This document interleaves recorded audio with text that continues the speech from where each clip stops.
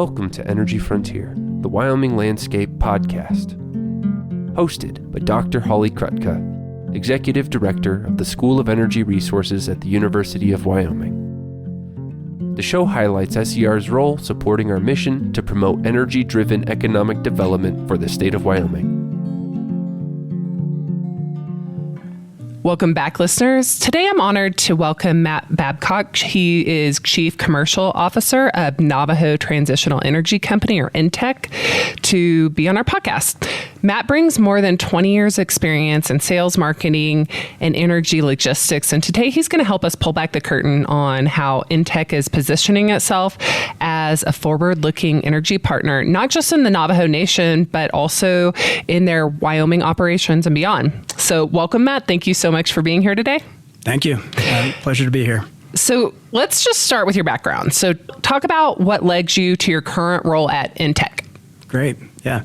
By way of introduction, probably the first thing to know about me is that I'm very passionate about economic prosperity and specifically the role that energy plays in that. So, but if I were to start looking back at where I cut my teeth professionally in the late 1990s, I was in the dot-com boom and wanted to start the next billion-dollar dot-com. And so spent some time building electronic infrastructure. And then spent some time in international trade and logistics, moving commodities, shipments all over the U.S. and all over the world. And then found my way into the coal industry and have spent the last 2 decades working in the coal industry. And it's really been a fantastic ride and a great place to be. And we really appreciate, I'm just going to start with that first sentiment that you brought in. I think folks around the School of Energy Resources, our partner around the university, and really the state of Wyoming share that sentiment that energy is kind of the lifeblood of our society. So totally agree with that. So for listeners who might not be familiar, could you talk about, just give a quick overview of NTEC and who the company is and what the main mission is? Sure. And it's a long story. It's a complex story. There's a lot of twists and turns into it. But in its simplest form, in 2013, Navajo Transitional Energy was formed as part of the new energy policy that the Navajo Nation had instituted. And just a short time prior to that, the then President Ben Shelley began to lobby for a change in the energy policy, which hadn't been updated in 33 years since 1980, and really wanted to assert more control and sovereignty over the natural resources on the Navajo Nation. So in that legislation, the energy policy of 2013, NTEC, with the stroke of the pen, was formed. Very humble formation of the company. And since then has grown to be a world-class energy producer with a portfolio of coal mining, energy production, lithium, and some rare earths assets that we're developing to support new energies. But really a success story, one of the most successful tribal businesses in the United States. So it's fantastic. And when you look at our core mission, I think in its simplest, it's to protect and promote the economic prosperity of the Navajo people and the Navajo government. So I think in a nutshell, that encaptures that. That's great. And NTEC has such a unique ownership structure, being wholly owned by the Navajo Nation. So could you talk about how that ownership structure shapes the company's values and decision-making and really the impact that the company has on the Navajo Nation and its people? Yeah, the mission of the company really was to go out and protect assets that drove very significant economic value for the people and for the government. In years past, 40% of the nation's general fund came from assets that NTEC was told to go out and protect and ensure that they had future viability. So very, very significant impact. And when you look at the DNA or the genes or the roots that we have in the Navajo people and the Navajo Nation, there's really three values that I would point out to. One being that we want to create multi-generational solutions.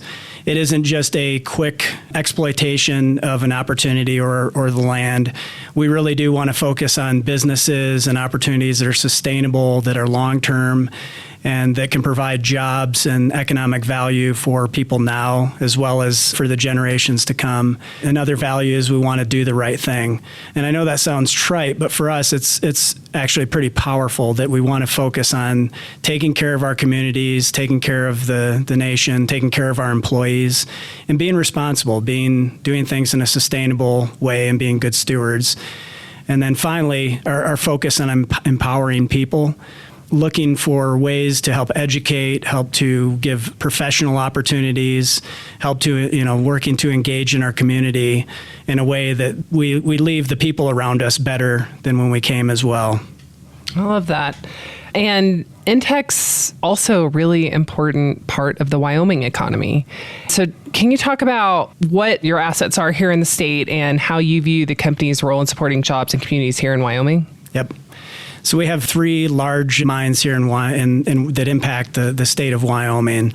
We have our Antelope mine, which is located partway between Douglas and Gillette, Wyoming. We have our Cordero Rojo mine that's located just south of Gillette. And we also have our Spring Creek mine, which is located in Decker, Montana, but has a very significant impact on the Sheridan, Wyoming population. So about 900 employees that are located here in Wyoming, and an impact of about $200 million a year to the state. So a very significant employer and economic impact to the state of Wyoming. Well, thank you for that, because that's both the jobs and that economic impact are vital to our way of life here. And we'll talk about that more later, about all the ways you're supporting the state and us here at the School of Energy Resources. But can you talk about some of the ways NTEC invests in employment and workforce development here in Wyoming? Yes, and I think I'd like to use, I like sports analogies, so forgive me. We love, perfect. Go for that. But when you look at, for example, Major League Baseball, the development of talent to really produce world-class baseball players really starts as a youth. And there's youth development programs that continue from that point forward. Even farm leagues that great players are sent to develop additional talents, to develop additional training. And I think for NTEC, we look at it the same way. We have programs in the communities that we're in that focus on the K through 12, giving kids opportunity to experience STEM programs and engineering programs. Find out if what they're interested in, and at that point in their lives, they're not saying, I want to be a coal miner, or I want to be a mining engineer, this or that, but we're giving them exposure to what it looks like and those opportunities. And then we continue on up into the trade schools, the universities, the colleges, with co-op programs, with internships, so that we can truly train that workforce and give them the opportunity. And I like to say that if we were to put together, just like you have baseball cards, if you were to put together trading cards for our employees at the mine, you would find dragline operators or dozer operators or truck operators or electricians or engineers or mining engineers. We could put all these statistics on the back that shows all of the impact that they have, the things that they achieve every year, just like a baseball card, and you'd be blown away at the professional workforce that we have and how fantastic they are. So I think investing from those early stages in the communities and that education is really important. Totally agree. And one of the areas that you didn't mention, but that is really, really important to your operations, is around reclamation. And NTEC has been recognized nationally for its reclamation work, winning the Office of Surface Mining Reclamation and Enforcement, or OSMRE, the National Award for Excellence in 2022 and 2024. And, this is an area where we're really passionate about, of course, across Wyoming, because it's that intersection of environment and energy that's so important to people here. We're big energy producers, but at the end of the day, we're also here because we love this beautiful state. And so reclamation is so important. It's one of the things you can do as a graduate of our degree here at the School of Energy Resources, shameless plug. But talk about NTEC and what makes your approach to reclamation unique. Yeah, I don't think that we do the work because we want the awards. Right. The awards certainly are much appreciated, and we celebrate those, and we love the opportunity to be able to see ourselves and our names attached to those awards. But it really is it's a culture that we've developed. It's something, and going back to the conversations earlier about our Navajo roots, it really is about being good stewards of the land. It's about paying attention and being deliberate. And really the first effort that we make in mining is a reclamation effort. It's removing the topsoil so that we can have it again later, but we want to put the earth back together. And so we want to see the land left better than we found it. And those awards are indicative of that you'll go through our properties and you will see, wow, there was a lot of very deliberate things done to beautify that property and to make it good after we're done. And there is a tremendous amount of science that goes into this reclamation process that if you're not in the field, you might not realize how much work and expertise actually goes into this. And even still today, even though we understand reclamation and we have, well, I'm sure you'll talk about huge amounts of land that's already been reclaimed, there's still innovation that we can undertake. And there's a couple different programs here at the University of Wyoming. And I just point out that you at NTEC are working with our research team here at SER to test a coal char as a soil amendment in reclamation. And essentially what we're trying to do is further improve reclamation efforts, maybe make it occur more quickly so the land can be reclaimed more quickly. But one of the things we've seen is that plant growth is actually, it's not taller, but it's fuller at the ground through that reclamation process. So it's still really early, but first of all, thank you for working with us on that. And can you talk about what drove you to kind of collaborate on that innovation side of the reclamation process? Yeah, thanks for that question and being able to elaborate on that. It's I think when you win awards and you achieve high levels of excellence, it can be very easy to sit on your laurels and to say, we're doing a great job. There's nothing that we need to change. Mm-hmm. But that's not the way we view things. We're continuing to look at how we're reclaiming, how we're performing at our operations, and we're always thinking, hey, there's always something we can do better. There's something we can do to improve the impact and the efficiency of how we're operating. So I think that's just part of who and what we are, and it has been a very good alignment with SER to look at this together and to have the opportunity to win awards in the future, but also do it even better than what we've done in the past. Yeah, let's win more awards, shall we? I mean, just for those that are curious, it's such a simple idea. It's a coal char, so not straight coal, but the char has a lot higher surface area, and so it's adding that carbon back into the soil, but allowing the retention of nutrients and moisture in the soil. And so the whole idea, we're testing it for agriculture and reclamation across the state. So we have some great results and really appreciate your collaboration. But like you said, reclamation isn't only about compliance, it's about building back value into the land and the communities. So is there anything else you want to say on that? Yeah, I think that when we look at, and I found this out very quickly when I've been in coal for a little while, but I came over to the producer side. And when I started to take customers on tours of the mines or business partners, one of the things that I didn't realize until those first few tours were they would talk very fondly about the processes, the quality control processes that we had in place to ensure that our customers had a very high quality product, consistent, and that was fantastic. But when we got to talking about reclamation, there was just our miners' faces would light up, and they would just take great pride in showing our customers and our business partners and people that just want to explore what we do, how beautiful we'd left the land. And there's something that's there. We're members of the community. Our miners love to hunt. They love to fish. Our employees love the outdoors. And so as we're out there working, we're paying attention to leaving the land in our communities in a way that we can continue to go out and enjoy the outdoors. Exactly. Yeah, obviously this is all required and there's so much pride, but yeah, there would be no tolerance for not doing it if it wasn't. So I also want to talk about safety. And so NTEC has been recognized through the Sentinels of Safety program. So first of all, talk about that program. What does it take to receive recognition, and what do you think it means, that recognition, to NTEC and your employees? Yeah, and then to use another sports analogy. This is great. It really is the Super Bowl trophy of safety. It takes a lot of paying attention to details and operating at a very high level. And, I wouldn't consider myself to be an expert on safety, although I love the safety culture that we've had. And I've sat through many safety training meetings with people who are great minds in safety. And there's always the psychology and the philosophy of safety. But I think it boils down to people caring about each other. And I think that's why we have had continual success at our operations, is that we have people who show up every day and look at themselves and say, I want to be able to go home safe.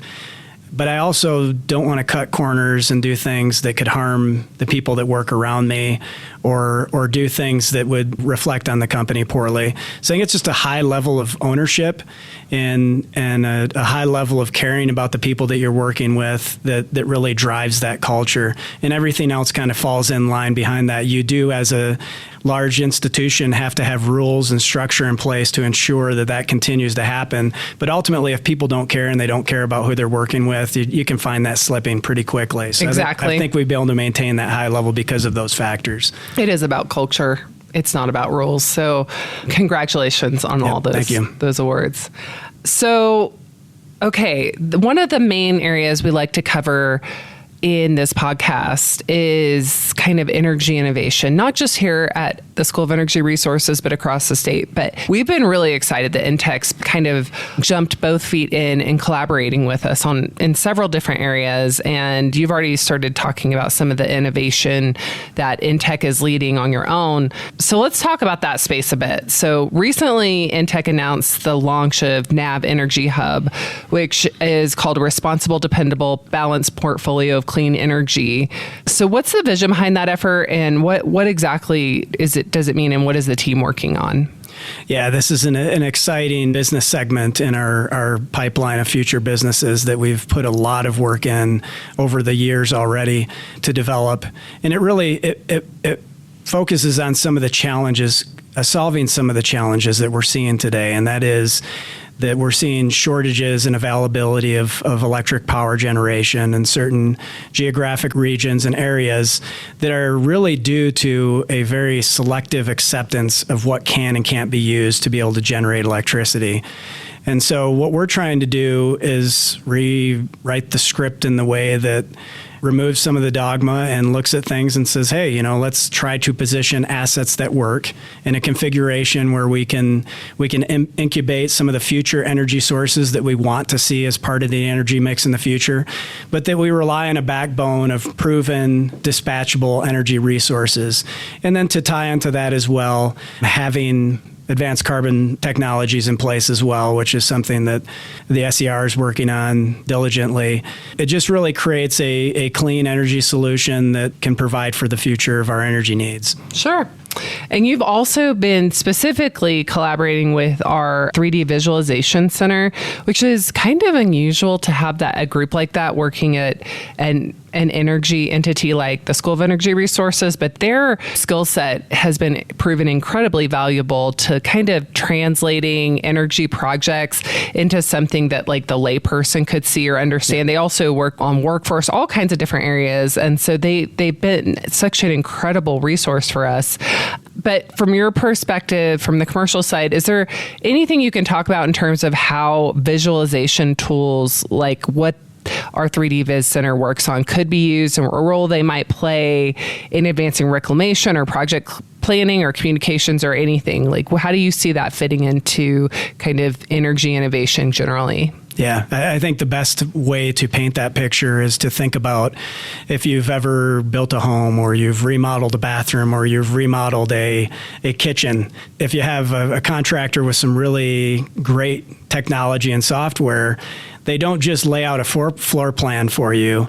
They can actually create a look where you get to have a virtual walkthrough for the first time, before they do any work on the house. Yeah. And it can be impactful for people making decisions about what they want to do in their home.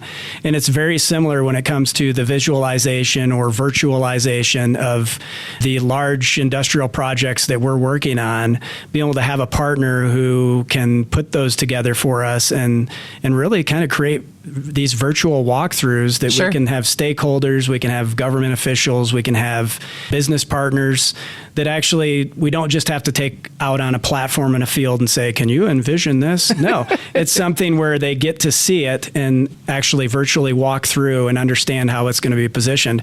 And the final thing on that too is that it helps us with our planning, be able to see that if we can figure things a little different here, this is how it's going to look even before we put any concrete in the ground. Sure.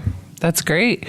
And on that, on kind of the advanced energy technology space and innovation, they're part of the growing conversation around energy. Obviously, we need so much energy, as you've talked about quite a bit, and because demand is growing. And innovation is certainly something we're focused on here at the School of Energy Resources. Can you talk about how NTEC approaches opportunities around just novel or innovative energy technologies? Yeah, and I think that's an area where we're aligned with the School of Energy Resources and having that vision and that desire to move to some next phases of technology. But I think the best way I can share this is when we had a person who was introducing NTEC to a business partner, and he made the comment. He said, "Hey, NTEC, they're like the Google of the energy space." And, not meaning that we were like the Google in terms of our balance sheet or our financial wherewithal, because we're not quite there yet. But it was really that there was this really open-minded culture and willingness to incubate things, even things that we don't necessarily see working right now. We're kind of willing to keep that out there and look at it and pay attention to it and see how it develops, as well as looking for what is the next best and biggest thing out there. So I don't think we're positioning ourselves in our heads and our thoughts and our minds and our trajectory in one specific direction. We're saying, okay, we want to fulfill the demands of energy for the future, and how will it be demanded? And we're open in how that might work and how it might look. So on energy innovation, I think NTEC is looking at lots of different things. Can you talk about some examples of the kind of more innovative energy technologies that you're working on and how they might connect to Wyoming and its energy future? Yeah, when you look at some of the advanced carbon technologies that we've looked at over the last decade plus, and that people have evaluated, a lot of those have been very challenging economic models, very high parasitic loads that have been difficult to economically justify. So I think some of the projects and technologies that we're focusing on now are things that focus a little bit differently on where the carbon mitigation occurs, where in the gas stream and where in that energy generation process the carbon is mitigated. So I think there's technologies out there. We have several business partners that we're working with now and exploring technologies on. So I think you are starting to see another generation of carbon mitigation technologies that are being pushed out there, and we're certainly supportive of those and looking at them and trying to find out if those could be part of the future mix. Okay. Well, you have a partner here in Wyoming. If you think that this is a right place to evaluate those technologies. But one thing I'd point out is that because Wyoming's such a big energy producer, that even if you're demonstrating that somewhere else, there's a chance that it's going to use Wyoming coal or gas, or, well, particularly those if it's going to be a power generation technology. But obviously we can do a lot more in the state as well. So even having companies that are kind of pushing forward on some of this innovation is going to net benefit the state. So Matt, I think it's all really interesting, and it's exciting to see a company that's kind of working on what I would call like the upstream technologies, where there's a lot of different kinds. There's a whole suite called pressurized oxycombustion. We've had actually an episode focused on that on this podcast, and those would be essentially kind of like new power generation technologies. And then here at the School of Energy Resources, we run the Integrated Test Center. We're trying to kind of, to your point, help create a host site so that technology developers can test post-combustion capture technologies so that over time they can bring down the cost, bring new products to market. And I think the point is we have different parties working on all different spots. Oh, and of course we have a world-class CO2 storage team. The state's done a lot on getting primacy and understanding our CO2 storage opportunity. We already have an existing enhanced oil recovery industry. And so we're kind of creating this ecosystem, and we could not do it without industry partners, but that some of these are going to be successful. And we're just kind of trying to cast a wide net to test as many as possible, and really appreciate your perspective that we need more energy. And so maybe now is the right time to start looking at some of these, what I'm calling kind of upstream technologies, where, like, to your point, the separations, so you're getting a pure stream of CO2 from coal or gas combustion or biomass, that separations process is earlier. It's not way downstream after post-combustion. So when you look across all these efforts, from reclamation to safety to innovation, what does it say about NTEC's confidence in the areas that you operate, including Wyoming, as kind of places to be a hub and invest in energy?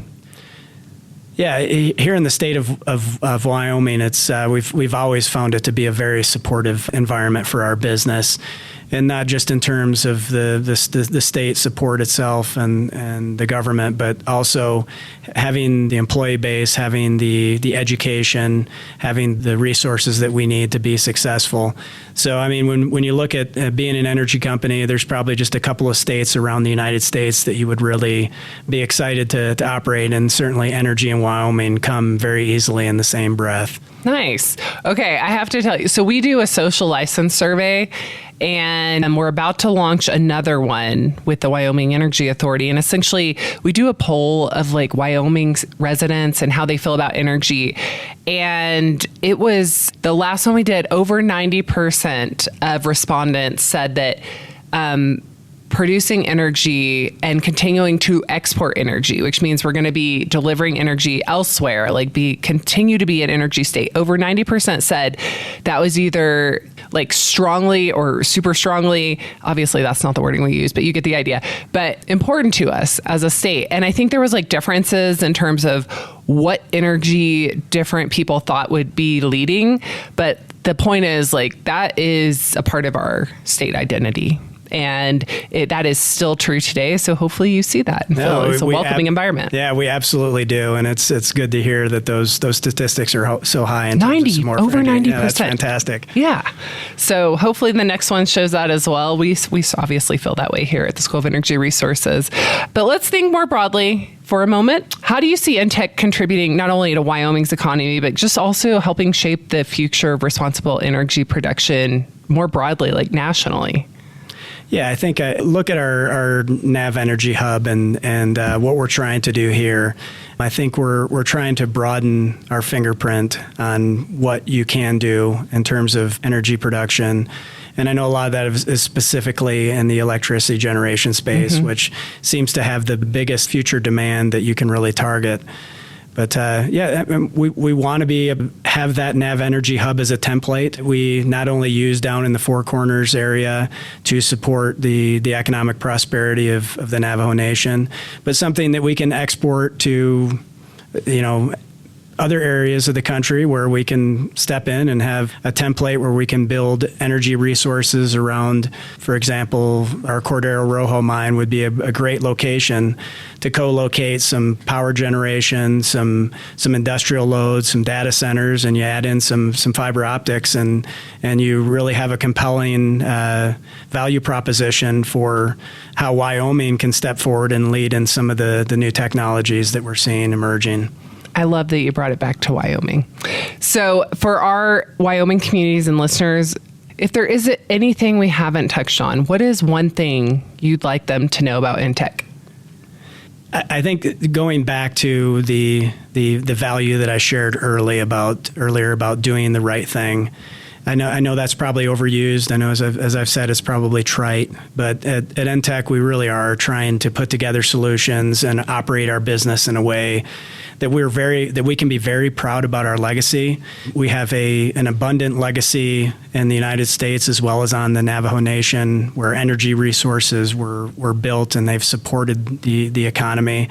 We want to build something that's around for many generations to come and be proud of that. So doing the right thing, making sure we're good stewards, taking care of our employees, taking care of our communities is really important. Great. So, and also just being engaged. And one of the reasons that we're here today is to celebrate the endowment that was set up here by NTEC, set up for the School of Energy Resources. That was matched 1-for-1 by the state. So it's going to support our work here long into the future. So thank you so much for that. Can you talk about what drove you to make that investment? Yeah, we've worked together on many projects in the past. We've looked at the carbon mitigation problem, and we're trying to solve that together. We've looked at industrial products and alternative uses of the minerals and the coal that are so abundant here in Wyoming, and then again looking to work together on helping to create the vision that we want to create for the future of our Navajo Energy Hub model. We've been aligned and have been able to gain significant value from our relationship here at the University of Wyoming. So it was a pretty easy decision and something we're very proud of. Yeah. Well, thank you so much for doing it. So we always close our podcast episodes by celebrating this great state. Obviously, NTEC operates in a lot of great states, but we're here in Wyoming, so we're going to celebrate Wyoming on this podcast. So Matt, what is your favorite place to be in Wyoming and why? Yeah, this is a tough one, and can you lose with a certain answer? But I think for me, I've got to give a shout out to the cattle ranchers, and I don't think there's ever been a time when I've come to the state of Wyoming and I haven't sat down. I've sat down in a restaurant and I've had a bad steak. So nice. Anywhere where I can have a good Wyoming steak is a place that I'm going to be happy here in the state. Alrighty, that's a great answer and original. That never had steak brought up before, so well done. So Matt, thank you so much for all you do and all NTEC does for us here at the School of Energy Resources, for the state of Wyoming, for the nation, and thank you for doing the podcast. Yeah, thanks so much for having me. It was a lot of fun. Thank you for listening to this episode of Energy Frontier, the Wyoming Landscape, the podcast that highlights the School of Energy Resources at the University of Wyoming. You can expect a new episode of Energy Frontier every other Wednesday on Apple Podcasts, Spotify, or wherever you listen to podcasts. See you next time.